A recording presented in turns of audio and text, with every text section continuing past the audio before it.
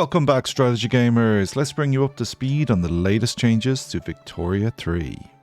I'm going to be covering the patch notes in this video and the devs plans in the next video, link up here. Highlighting the main changes, discussing a few impacts from these. The link will be down in the description if you want to see the full detail. So the change in 105 sees an infrastructure cost for trade centers, 1 per 10 levels of trade center. They previously had none, which admittedly was a bug.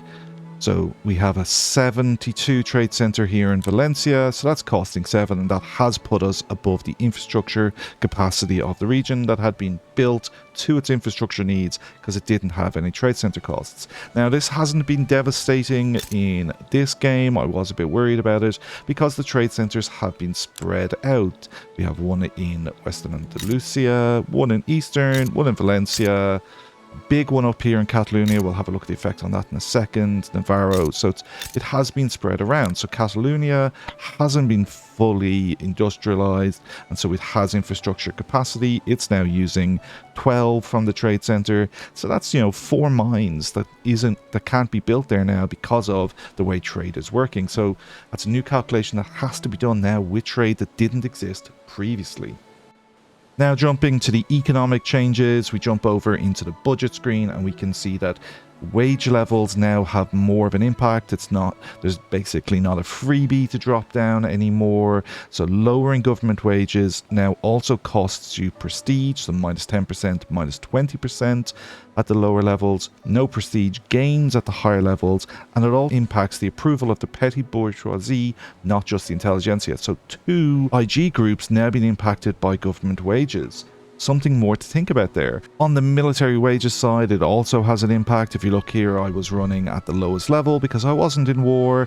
Now that would have a minus 100% training rate impact. At the second level, it's minus 50, and then it's flat, no improvement in training levels at higher in cost. So lowering government wages, lowering military wages now have a cost in the game. Quite an interesting change. It definitely changes the meta of how to manage your budget now going forward.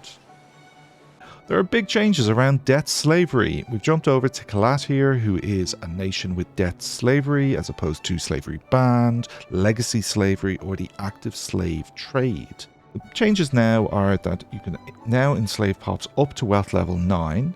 The max number of pops enslaved each week by debt slavery is now 0.5% of the state population. It was 5%, and it will grow to a maximum slave population of 20% of the state. So if we look what we currently have in the one state that Kalat has, slaves are the 4th biggest population group in the lower strata. They make up 4.1% of the population of the lower strata. There is a tooltip update as well. I'll put it in here in the economic update.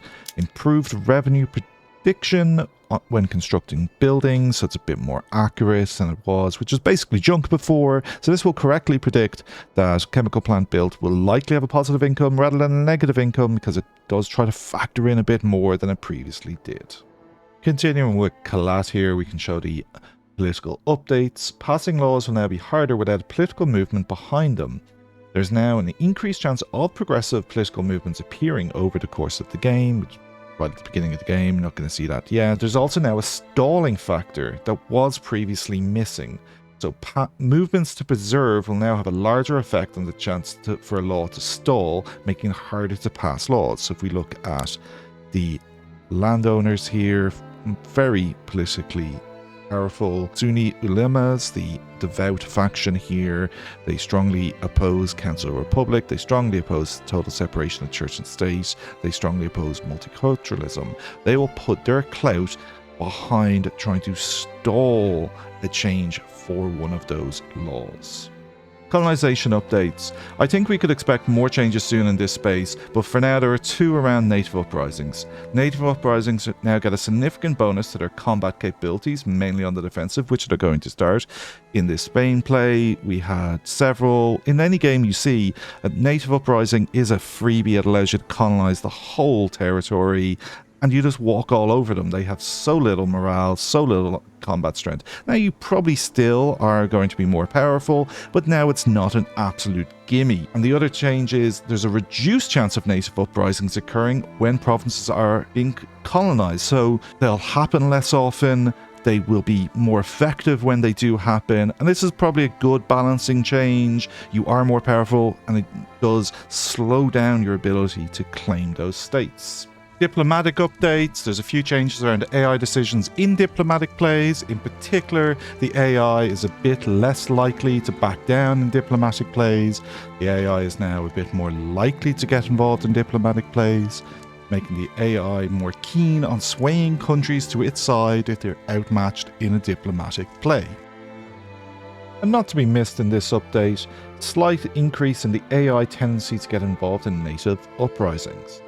On the war update side, the AI is now a lot more focused on taking land adjacent states and conquering contiguous lands in general, but hopefully less of this border gore where Mexico took Alabama and Texas. Texas is adjacent. Had a claim on it, but why did it grab Alabama all the way over here rather than one of the other adjacent US states? The other change is that the AI will have an increased aggression against unrecognized countries after unlocking civilizing mission. So, Sokoto, your days could be numbered. There is a whole bunch of bug fixes as well that you can check out in the full list. So that is Update 104 and 105, available to play now. Comment down below on which you think is the biggest impact, or if any of them have upset you. Subscribe to stay up to date on Victoria 3 content. Thanks for watching, and as always, happy gaming.